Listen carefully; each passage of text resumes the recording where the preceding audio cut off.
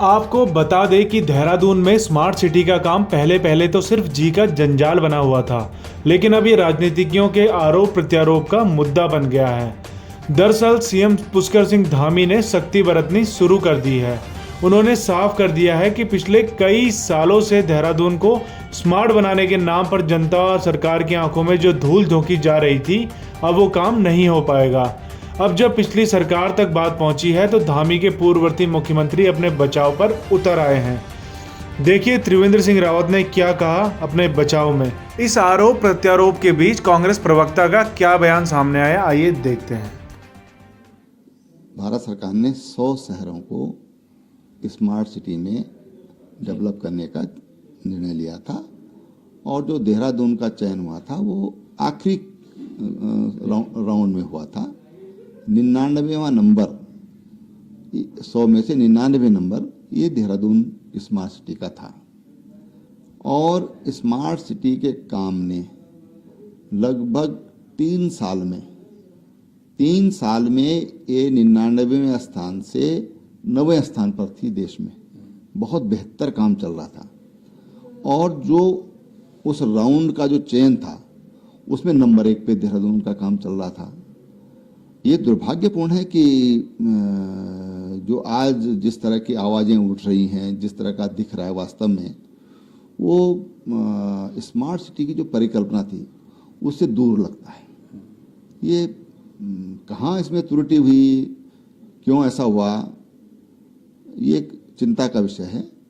लेकिन हाँ, smart city के लिए जो उसके सीईओ हैं वो बदले नहीं जाने चाहिए। अब सब पहले अपने से पहले वाले को दोष देते हैं, उस अपने पहले वाले को दोष देता है।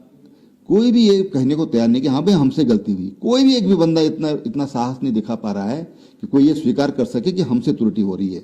सब एक दूसरे के ऊपर त्रुटियां डाल रहे हैं। कभी किसी को ब्लैक लिस्टेड किया जा रहा है, कभी ठेकेदारों को डांटा जा रहा है, कभी अधिकारियों को डांटा जा रहा है। मकसद डांटना नहीं होना चाहिए। मकसद जो काम होना चाहिए वो काम हो रहा है या नहीं हो रहा है वो मकसद होना चाहिए। जो हम करना चाहते हैं वो मकसद होना चाहिए। यहाँ पर कुछ गड़बड़ सा लगता है। अब मुझे पता चला कि जो वहाँ पर जो काम होना चाहिए वो काम हो रहा है या नहीं हो रहा है वो मकसद होना चाहिए। जो हम करना चाहते हैं वो मकसद होना चाहिए। यहाँ पर कुछ गड़बड़ सा लगता है। अब मुझे पता चला कि जो वहाँ पर जो मंच बना है उस मंच पे एक बार परेड भी हो चुकी है। अब पता चला कि उस मंच को भी वहाँ से हटाने की तैयारी हो रही है। तो आप ईंट इधर से उधर से बदल करके स्मार्ट नहीं कर सकते हो। जब एक बार एक मास्टर प्लान बना, कहाँ पर क्या होगा वो फाइनल हो गया, फिर इस तरह की कार्रवाई हो रही है, उचित नहीं है। उससे सरकार की भी बदनामी होती है। और जो भारत सरकार का जो सपना था, माननीय प्रधानमंत्री जी का सपना था कि हम 100 स्मार्ट सिटी देश के अंदर बनाएंगे, वो सपने से भी हम दूर होते चले जाएंगे। Thank you sir. Trivendra ji बस सच्चाई तो बहुत बयान कर रहे हैं, मैं बिल्कुल अक्षरशः सहमत हूं स्मार्ट सिटी के मद्देनजर उन्होंने जो कहा। लेकिन दिक्कत सिर्फ इतनी है या दुर्भाग्य सिर्फ इतना है कि नींद जरा देर से खुली त्रिवेंद्र रावत जी की। 4 साल आप भी तो मुख्यमंत्री रहे इस प्रदेश के। आप अपना बताइए ना, आपने कौन सा मील का पत्थर यहाँ उत्तराखंड में ऐसा रख दिया है जिसके लिए आप अजर अमर हो जाएं या आपको याद किया जाए। ऐसे में कहीं ना कहीं अपने कार्यकाल को लोग भूल जाया करते हैं और दूसरों पर उंगली उठाया करते हैं।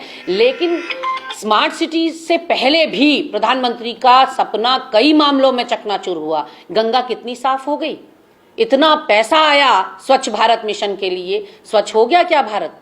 गंगा को, और गंगा छोड़िए, खुद त्रिवेंद्र रावत जी ने कहा था ऋषिपर्णा को और बिंदाल को मैं आचमन योग्य बना दूंगा। बना पाए क्या आप? तो ऐसे में अपने गिरेबान में भी झांकने की जरूरत है। सिर्फ दूसरों के गलतियों को इंगित करना कुछ नहीं होता, आत्मावलोकन भी करना बहुत जरूरी है।